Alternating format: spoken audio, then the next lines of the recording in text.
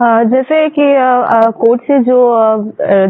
टिप्पणी आई है वो गलत है, क्योंकि पहले समलैंगिक को मान्यता दी गई थी कि वो शादी कर सकते हैं, रिलेशन में रह सकते हैं, पर अभी जो कोर्ट कर रहा है उसको मना कर रहा है, मनाही कर रहा है, वो एकदम से गलत है। क्योंकि वो तो प्राकृतिक है, वो जैसे हम नॉर्मल बोलते हैं वो भी तो एक ईश्वर का दिया हुआ वरदान है। और वो भी अगर ऐसा कर रहे हैं कि उनकी फीलिंगों को मार रहे हैं, उनको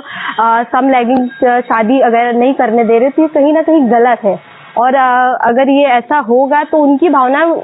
को जो दबाया जाएगा उससे वो सुसाइड करेंगे, जो हमारे समाज में बहुत बुरा असर पड़ेगा, जिसका कारण ये होगा कि वो उनकी भावनाओं को दबाएंगे तो गुस्सा होंगे, वो ऐसी चीजें करने की कोशिश करेंगे जो हमारे समाज के लिए घातक होगा। सोचना नहीं, मतलब जनरली जो लोग रहते हैं उनका सोचना ज्यादातर यही होता है कि कोई भी चीज अगर होती है तो सुप्रीम कोर्ट का जितना जल्दी इस पे फैसला आया है उतना शायद किसी और पे इतना जल्दी नहीं होता। जैसे हम लोग अगर महिलाओं के लिए काम करते हैं तो अगर हम लोग महिलाओं के लिए देखते हैं कि जो रेप होता है उस पर अगर इतनी जल्दी फैसला आ जाए तो शायद बहुत सारे रेप होते हैं वो नहीं होंगे। और अगर सुप्रीम कोर्ट ये बोल रही है कि ये अनुचित है, जो समलैंगिक होता है, समलैंगिक विवाह करना अगर अनुचित है, तो हम कौन होते हैं ये चीज तय करने वाले? हमको ये किसी ने राइट नहीं दिया कि हम ये तय करेंगे, क्योंकि जो चीजें भगवान ने बनाई है या जो चीजें प्राकृतिक है वो प्राकृतिक है, उसको हम नहीं बोल सकते हैं कि वो अनुचित है या उचित है। क्योंकि अगर उनका ये मानना है कि ये समलैंगिक विवाह से हमारे आसपास का जो माहौल है, जो समाज का माहौल है वो खराब हो रहा है, तो माहौल तो बहुत सारी चीजों से खराब हो रहे हैं, आप उन सारी चीजों को बंद करवा दीजिए। माहौल तो रेप से भी खराब होते हैं। हम यही कहना चाहेंगे कि सुप्रीम कोर्ट ने पहले कुछ और इसके पक्ष में फैसला दिया था, लेकिन अभी उन्होंने फैसला चेंज कर दिया है। तो मेरा ये मानना है कि क्योंकि उनका मानना है कि ये नेचुरल नहीं है, लेकिन अगर ये नेचुरल नहीं है तो हम लोग प्रेम को नेचुरली मानते हैं,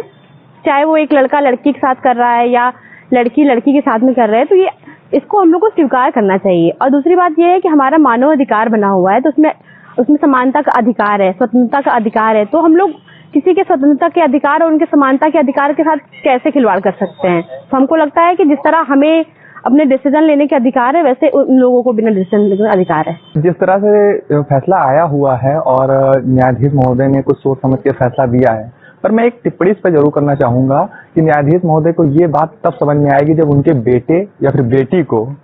ऐसी सिचुएशन में शादी करने की इच्छाएं होंगी।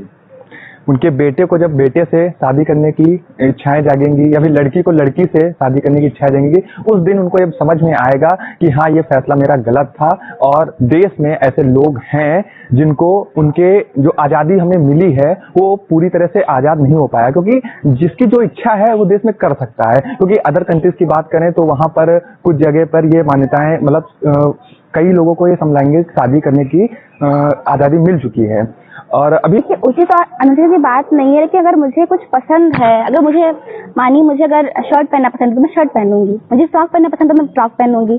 अगर मुझे लड़की से शादी करें, मैं लड़की से शादी करूंगी, ये कैसे गलत हो सकता है?